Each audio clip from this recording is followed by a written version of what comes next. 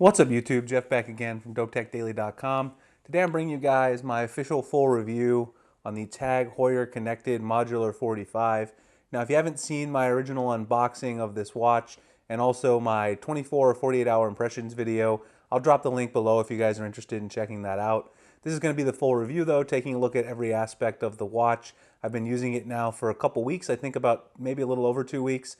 So now I've got some impressions on battery life, etc.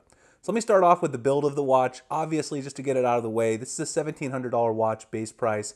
This is not going to be, a watch that the average Android Wear consumer is considering. This is mainly going to be tailored towards people who are already into luxury Swiss watches and they just want a smartwatch sort of to add to their collection. But I do want to review it for functionality as well.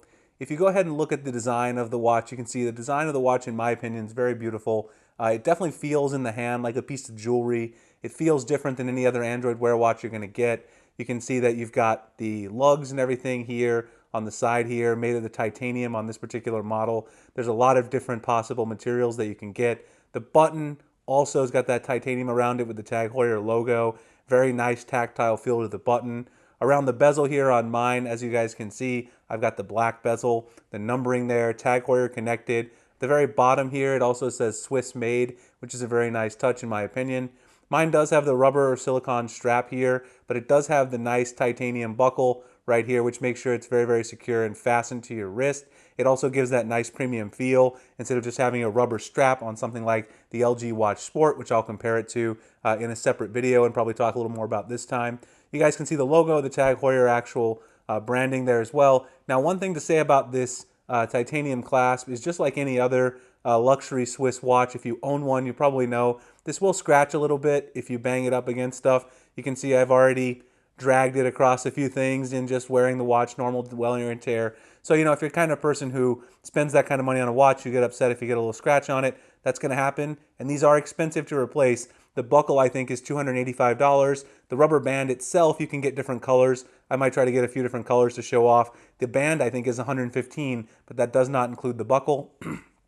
Also, this is modular, so you can switch out all the components, including the lugs. There are various options. Those start at like $895 for the titanium version, and then they go up in price from there. You can also get rose gold and diamond bezel and all kinds of stuff that takes the watch up to around $6,000 if you're interested in doing that. But overall, the build quality can't be beat. Obviously, for $1,700, you would expect that with the TAG Heuer name. Very impressed with it. It's very comfortable to wear. This rubber strap is nicely adjustable. You can also get a leather band, again, if you want a classy watch for going out and you still want to stay connected with your smartwatch using Android Wear 2.0.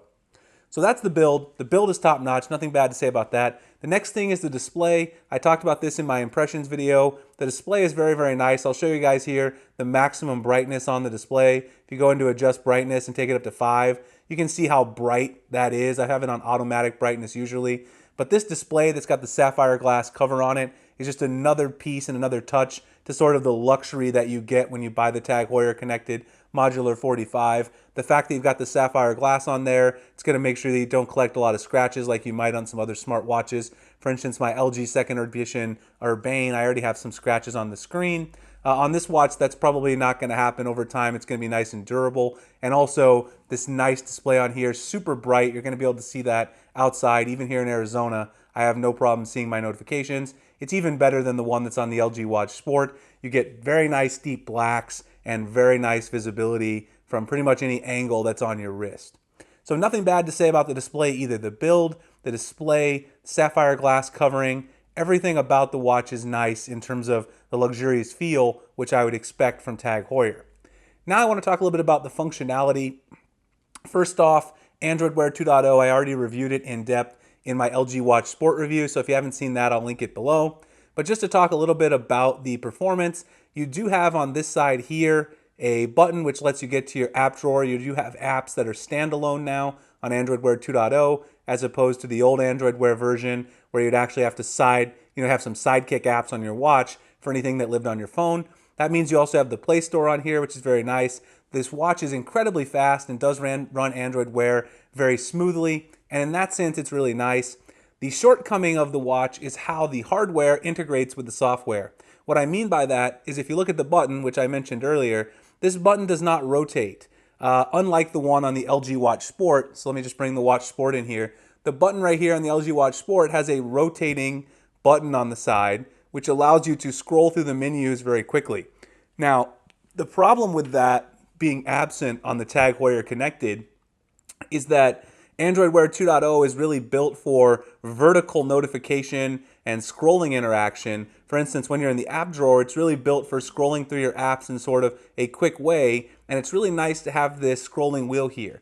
It might not seem like a huge deal at first, however, it certainly minimizes fingerprints all over your display, which I get really annoyed by when you have that click wheel. It also just, it makes it easier. You're not just tapping the screen all the time. You can use that button right there to just rotate through. Now, the other thing that's also a downer for the Tag Heuer Connected, in my opinion, is that it only has one hardware button. The LG Watch Sport, as you guys can see right there, has these two additional buttons. Now, why is that a big deal? The main reason it's a big deal for me is Android Pay. I really like having a button that I can click to quick launch Android Pay, and you can see that you can add a little shortcut to the home screen, but as I'll talk about in a second, that's only on one of the Tag Heuer watch faces at launch. So there's only one of the stock Tag Heuer connected watch faces that has the shortcuts that you can put in and actually go into the app. So of course you can go into Android Pay and set it up. I removed Android Pay off the watch because you have to have a secure lock screen. I didn't want to have to keep unlocking the watch during the review. But you can make a watch face that does this, and as I showed in my last video, that's done using the Tag Heuer Connected app. So if we take a quick look here inside the app, this is the Tag Heuer Connected app with the interactive themes. This is the one I'm running right now, but there's only currently one watch face which supports the additional complications, which means adding app shortcuts like I did there with Android Pay and Spotify, which is what I have on mine. The only theme is this one watch face, and you can either choose dark or light. And so you only have a choice of a white or a black watch face, and you can choose to put 1, 2, or 3 complications, which means you could have 3 app shortcuts there overall.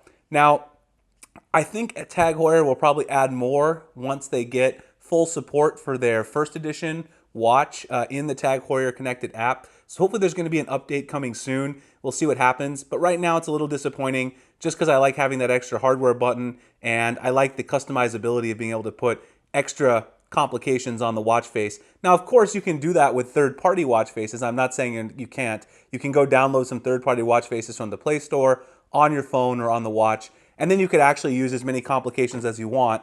But one of the reasons you might buy a Tag Heuer watch, if you buy one, you probably want to use one of these stock Tag Heuer watch faces. Why not? I mean, that's sort of the point of getting a Tag Heuer watch. You want to have that on your watch. So you can't use, for instance, I really like the blue watch face that Tag Heuer has, but this one you cannot add the Android Pay and Spotify shortcut to it at this time.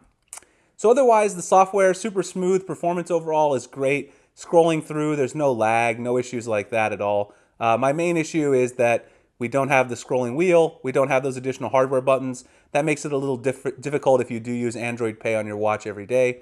Otherwise, Android Pay integration is the same as any other 2.0 watch, works fantastic overall. The next thing, of course, is the battery life. Overall, that is one of the most important things when you're thinking about buying a smartwatch. Now, this watch did get an update in the time that I've been reviewing it, so I want to go ahead and show you guys the new build number that is on the watch. So let's just go down here to the About screen. I'll show it to you. I'm now running build number N7G47I.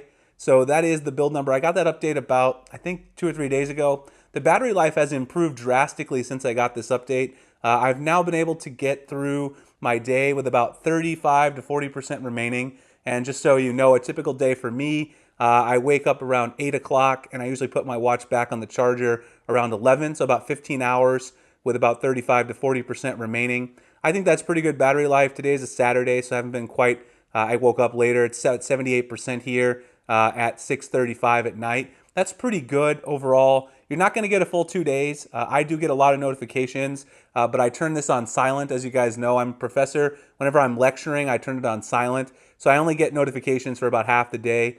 But when I do get notifications, there's a ton of them coming in because I get a bunch of emails, a bunch of social media stuff from my YouTube channel, etc. So overall, I'm impressed with the battery life. It's better than the LG Watch Sport with this new build number. It was about the same as the Watch Sport in the beginning. But remember, this doesn't have LTE connectivity. So if you're interested in the LTE connectivity, you're going to want to go with the Watch Sport if that's some functionality that you need. because the Tag Heuer Connected, you cannot put a SIM in here. Otherwise, you do have NFC, so you can still use Android Pay, which is certainly a nice thing. You also have got your water resistance and everything like that, so you can go swimming with your watch if you want, if you're the kind of person who likes to do those outdoor activities. Overall, I'm very impressed with what Tag Heuer has done here. It's got great functionality. The watch looks nice. If you're someone who's really into luxury watches or Tag and you want to pick this up, you can always swap out the module for a mechanical module later once the tech gets dated. But right now, it's definitely the fastest smartwatch I've used, definitely the best display with that sapphire cover is going to make it durable, and it's my favorite looking smartwatch. If they would have added the scrollable button here on the side, I think this would be the perfect Android Wear 2.0 device. That's just the one thing I'm really missing from the Watch Sport. So let me know what you guys think. That's my full review of the Tag Heuer Connected Modular 45. If you have any questions about things I didn't cover in the review, again, I covered this from the perspective of my use. If there's something you want to know about, a particular app, particular feature, drop a comment below. I'll be happy to answer it for you.